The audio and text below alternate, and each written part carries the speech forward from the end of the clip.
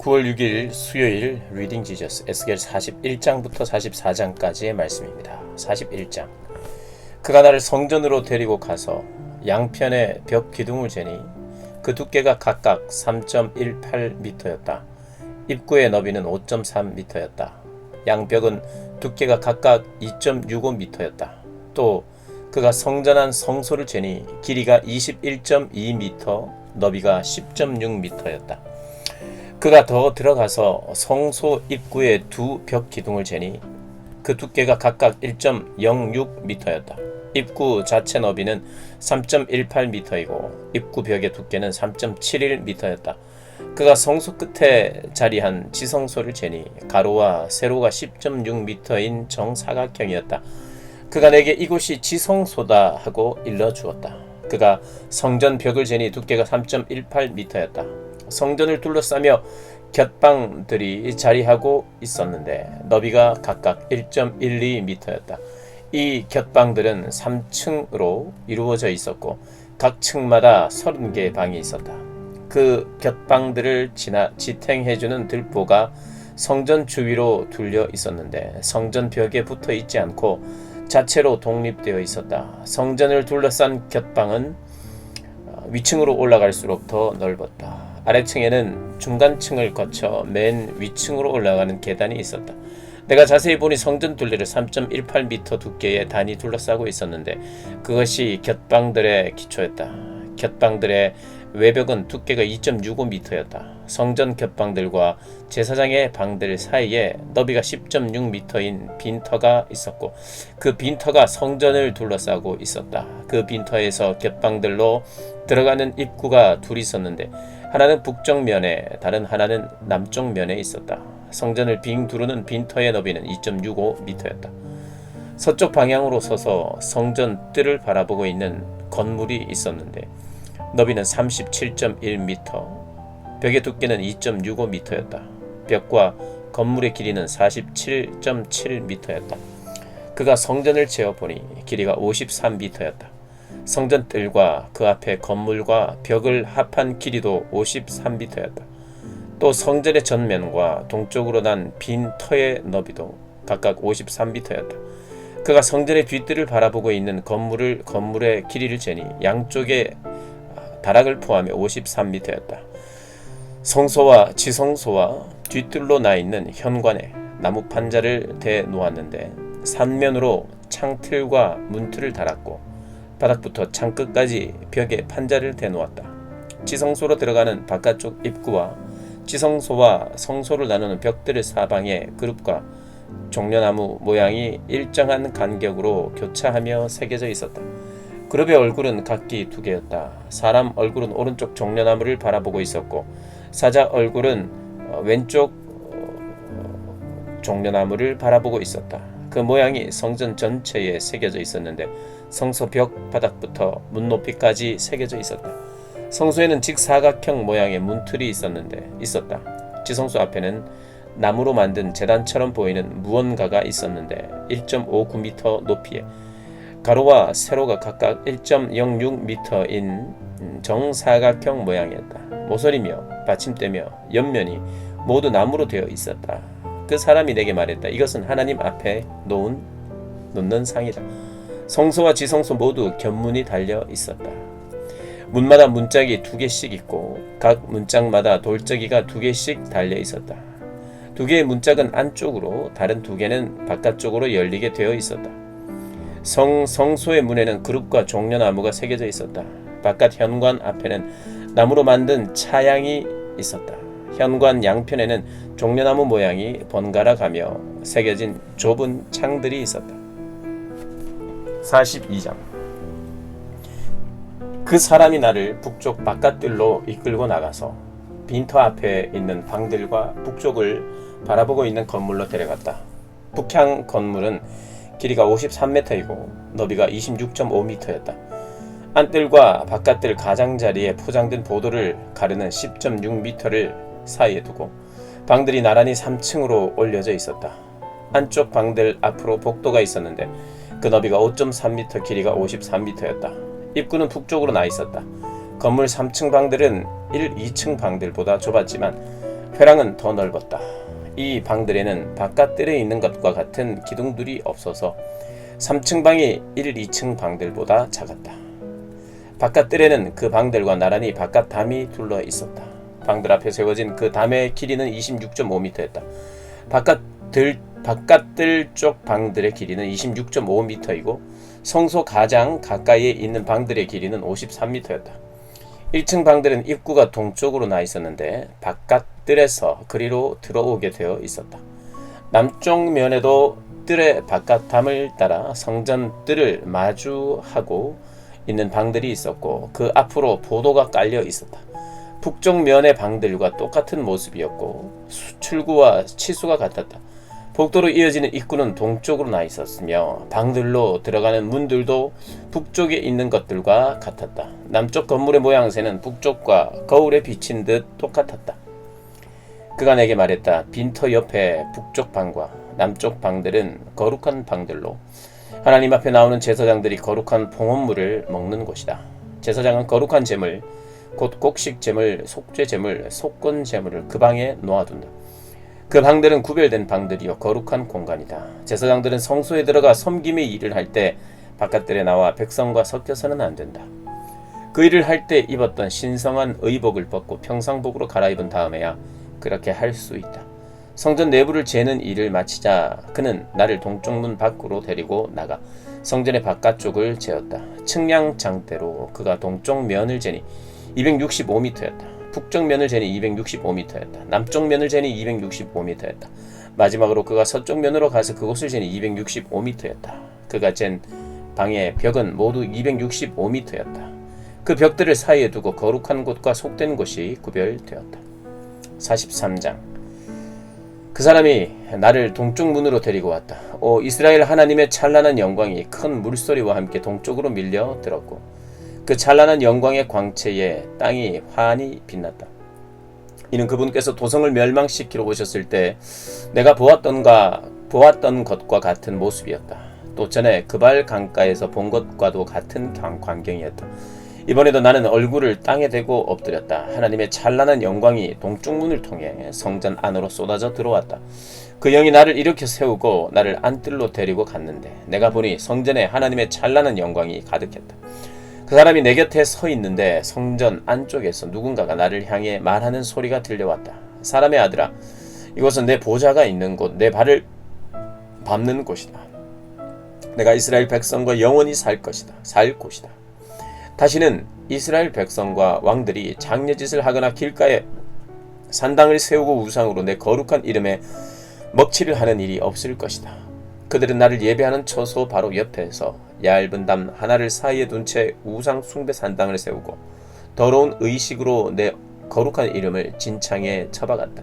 그러니 내가 어찌 진노 가운데 그들을 멸하지 않을 수 있었겠느냐. 이제 장려짓을 그치고 그들의 왕들이 들여온 악취나는 우상들을 모두 없애게 하여라. 그러면 내가 그들이 사는 곳으로 옮겨가서 영원히 그들과 함께 할 것이다. 사람의 아들아, 이스라엘 백성에게 이 성전에 관한 모든 것을 말해 주어라.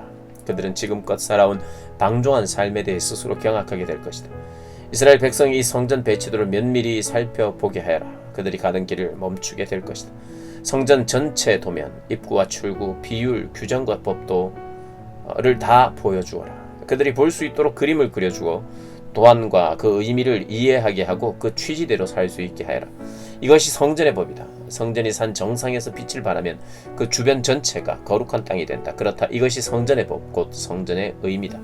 길이가 53cm인 긴 자로 잰 제단의 치수는 이러하다. 물받이는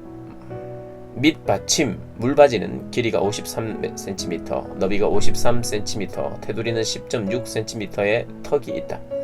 제단의 높이는 밑바닥부터 첫째 선반까지 1.06m이며 너비는 53cm이다. 첫째 선반부터 둘째 선반까지의 높이는 2.12m, 너비는 53cm다. 그 위에는 2.12m 높이의 제단 화덕이 있다. 화덕 위로 솟은 4개의 뿔은 높이가 53cm다. 제단 맨 위에 있는 화로는 가로와 세로가 각각 6.36m인 정사각형이다. 윗선반도 각 면이 7.42m로 정사각형이나 테두리의 턱은 6.5cm, 물바지는 너비가 53cm다. 제단의 계단은 동쪽으로 나 있다. 그 사람이 또 내게 말했다. 사람의 아들아, 주 하나님께서 말씀하신다. 제단에서 행할 규례, 번제물을 바치고 그 위에 피를 뿌리는 규례는 이러하다. 속죄 제물로 수송아지 한 마리를 제사장에게 가져오되 내 앞에 나와서 나를 섬기는 사독 가문 출신 레위인 제사장들이 가져오게 하여라. 소의 피를 가져다가 제단 맨 윗 선반 내 귀퉁이에 솟아 있는 내 뿔과 테두리 턱에 발라라. 이것은 제단을 정결하게 하고 거기서 희생제물을 드릴 수 있게 하려는 것이다. 그런 다음 속죄 제물로 바친 수송아지를 가져다가 성소 바깥 마당 지정된 장소에서 불태워라. 이튿날에는 흠없는 순염소 한 마리를 속죄 제물로 바쳐라. 수송아지를 바칠 때와 똑같은 방법으로 제단을 정결하게 하여라. 정결 의식을 마치면 흠없는 수송아지 한 마리와 양떼 가운데서 흠없는 순양 한 마리를 골라 바쳐라. 그것들을 하나님 앞에 바칠 때는 그 위에 소금을 뿌려 하나님께 번제물로 바쳐야 한다.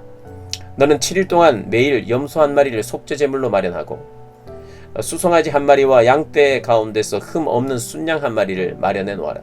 7일 동안 제사장들은 제단을 정결하게 하면서 준비해야 한다. 이것이 제단을 봉헌하는 방식이다. 7일에 걸친 봉헌을 마치면 8일째 되는 날부터 제사장들이 너희의 번제물과 화목제물을 바칠 것이다. 그러면 내가 너희를 즐거이 기쁘게 받아들일 것이다. 주 하나님의 보고다. 44장. 그 사람이 나를 다시 동쪽으로 난 성소 바깥 문으로 데리고 갔다. 그런데 그 문이 닫혀 있었다. 하나님께서 내게 말씀하셨다. 이 문은 닫혔고 언제까지나 닫혀 있을 것이다. 누구도 이 문을 통해 들어갈 수 없다. 하나님 이스라엘의 하나님이 이 문으로 들어갔기 때문이다. 이 문은 영원히 닫혀 있을 것이다. 오직 왕만이 왕의 자격으로 거기 앉아 하나님 앞에서 먹을 수 있다.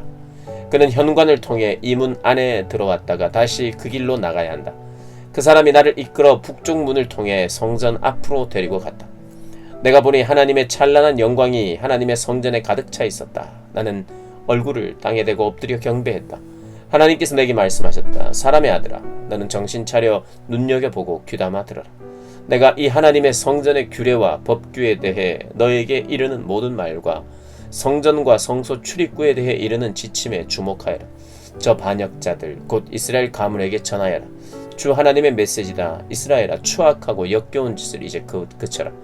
너희는 마음과 육체에 할례받지 않은 불경하고 완악한 이방 사람들을 내 성소에 끌어들였고 내게 희생제물로 바친 것들을 그들이 먹도록 내놓았다. 너희는 추악하고 역겨운 짓을 서슴지 않았으며 신을 저버리고 나와 맺은 엄숙한 언약을 깨뜨렸다.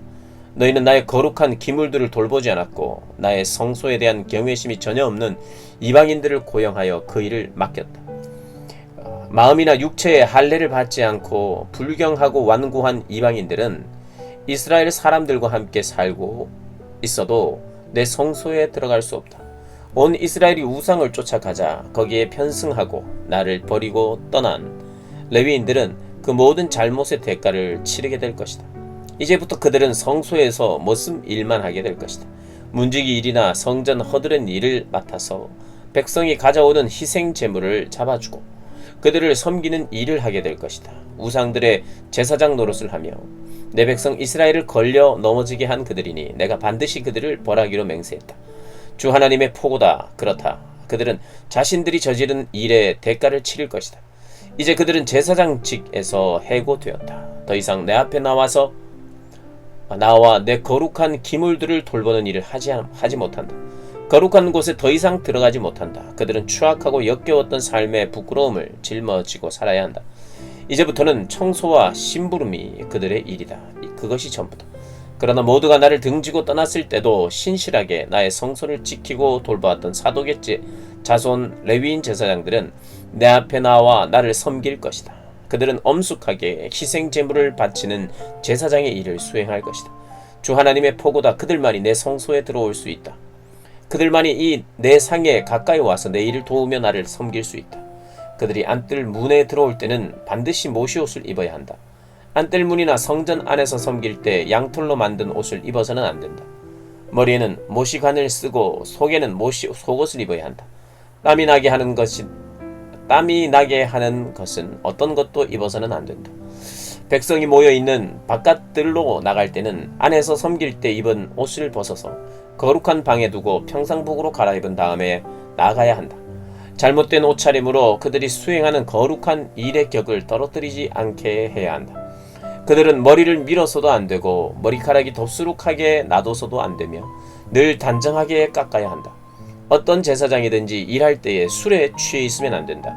안뜰에 있을 때는 포도주를 입에 대지 못한다. 제사장은 과부나 이혼한 여자와 결혼해서는 안 된다. 그러나 이스라엘 처녀나 제사장의 아내였다가 과부가 된 여인과는 결혼할 수 있다. 제사장이 할 일은 내 백성이 거룩한 것과 일상적인 것, 부정한 것과 정결한 것을 분별하도록 가르쳐 보이는 것이다. 의견 대립이 일어나면 제사장들이 나서서 중재해야 한다. 나의 판결과 법규와 율례에 입각해서 판단을 내려야 한다. 그들은 나의 명령대로 백성들이 정해진 축제 일을 엄수하고 나의 안식일을 거룩히 지키도록 할 책임을 맡은 자들이다. 제사장은 시체에 가까이 다가가 자신을 부정하게 해서는 안 된다. 그러나 죽은 자가 그의 부친이나 모친, 아들이나 딸, 형제나 미혼 자매일 경우에는 시체에 가까이 다가갈 수 있다. 그러나 그는 정결 의식을 치른 후에도 7일을 더 기다려야 한다. 다시 성소에서 제사장 직무를 수행하기 위해 성소 안뜰로 돌아갈 때는 먼저 자신을 위해 속죄 제물을 바쳐야 한다. 주 하나님의 포고다. 제사장들의 땅 소유에 대해 말하면 내가 바로 그들의 유산이다. 그들에게는 이스라엘의 어떤 땅도 주어서는 안 된다. 내가 그들의 땅이며 내가 그들의 유산이다. 그들은 곡식 제물과 속죄 제물과 속건 제물에서 양식을 얻을 것이다. 이스라엘 사람들이 예배를 위해 하나님께 바친 것들은 모두 그들의 몫이다. 사람들이 기른 것 중에 가장 좋은 것과 모든 특별 선물도 제사장들의 몫이다.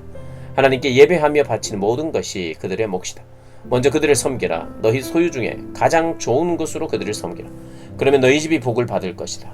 제사장은 길이나 들에서 죽은 짐승들 중에 사람의 통상적 음식이 아닌 고기는 새든지 짐승이든지 먹어서는 안 된다. 아멘.